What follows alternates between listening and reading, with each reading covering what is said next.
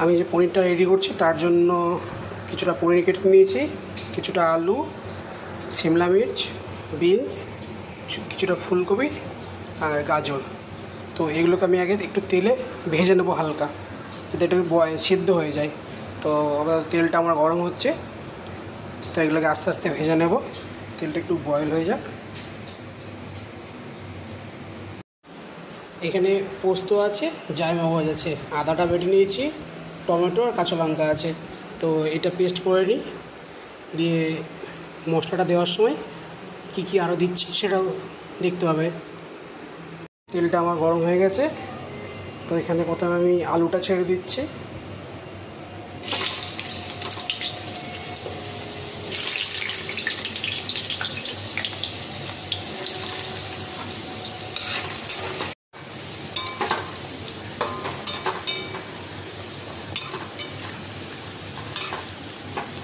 আলুটা আমার হয়ে এসছে, এবার আলুটাকে তুলে নেব।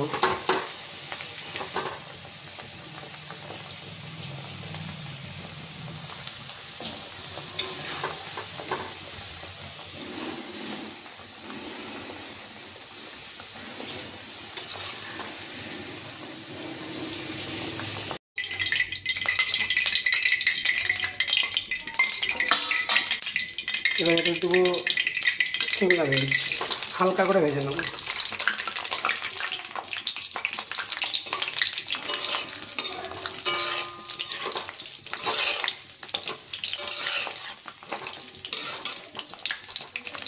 সঙ্গে বিনসটাও দিয়ে দেবো, এটাও হালকা করে ভেজে নেব।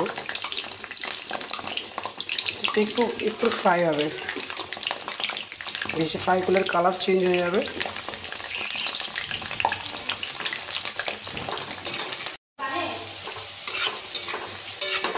এটা হালকা করে ভেজে নিচ্ছি, ভেজে তুলে নিই। হয়ে গেছে, তুলে নেব।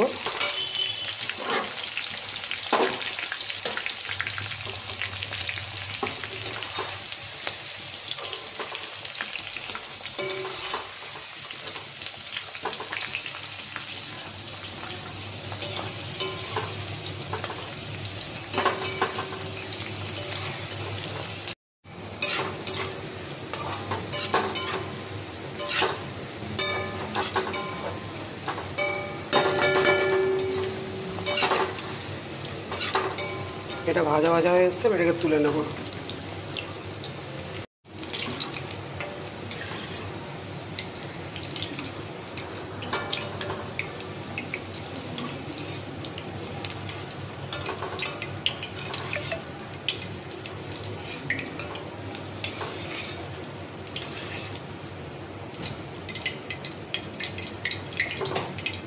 এবারে আমি পনিরটা ছেড়ে দেবো।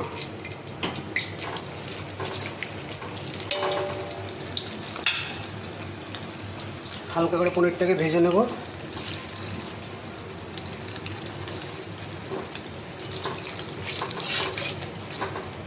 পনিরটা হয়ে এসছে, এবার পনিরটাকে তুলে নেব।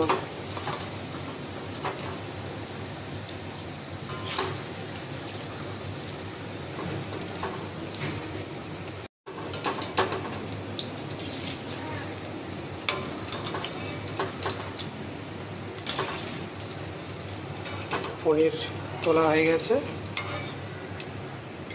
এই যে সব ভেজে নিলাম। এবার আস্তে আস্তে কি মশলা দিচ্ছি না দিচ্ছি এগুলো রেডি করে নিয়ে একসঙ্গে ছাড়বো। গোটা তেজপাতা, গোটা জিরে, দুটো এলাচ, দারচিনি, লবঙ্গ, এখানে আদা বাটা, এখানে জায়মগজ আর পোস্ত বাটা, কাঁচা টমেটো একটা গোটা কেটে নিয়েছি, আর গোটা 6টা মতন কাঁচা লঙ্কা, আর এখানে টক দই নিয়েছি, টক ভালো করে দেবো।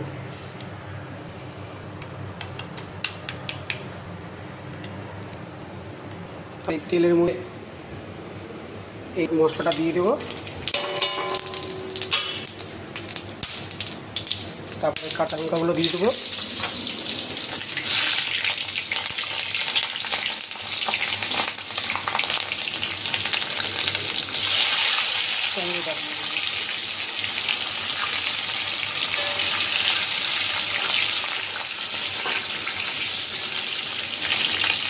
এখানে আমি আদা বাটাটা দেবো।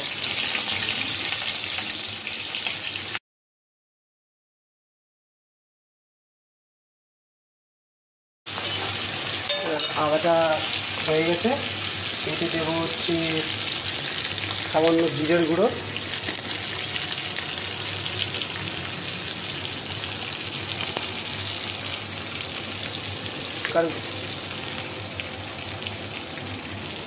একটু হলুদ, একটু ভালো করে নাড়বো।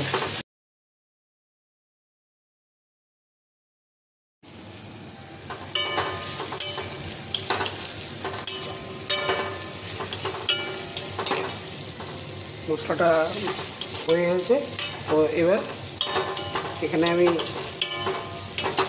ভেজে রাখা জিনিসগুলো দেবো।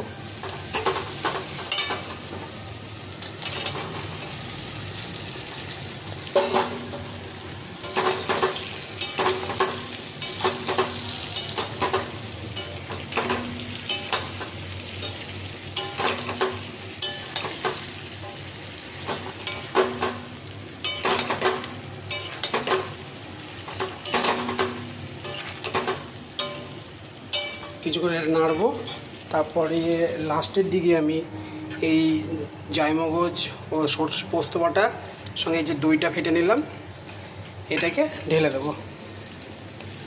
একটু কষে নিই,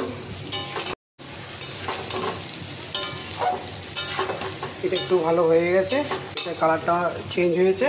এবার আমি ফেটে রাখা বাকি মশলাটা দিয়ে দেবো।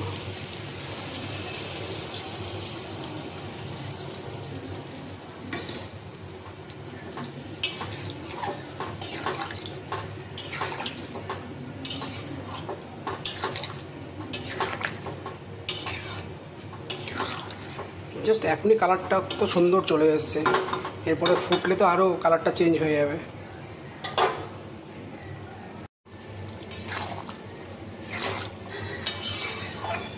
পনিরটাকে ঢেকে রেখেছিলাম, এবার 95% হয়ে গেছে। তো এর মধ্যে স্বাদটা একটু বেশি আনার জন্য এতে হালকা চিনি দেবো, ঘি দেবো, গরম মশলা দেবো, দিয়ে নেড়ে ঢেকে রেখে দেবো। গরম গরম পোলাও নামিয়ে তার সাথে পরিবেশন করে খেতে খুব সুন্দর লাগবে।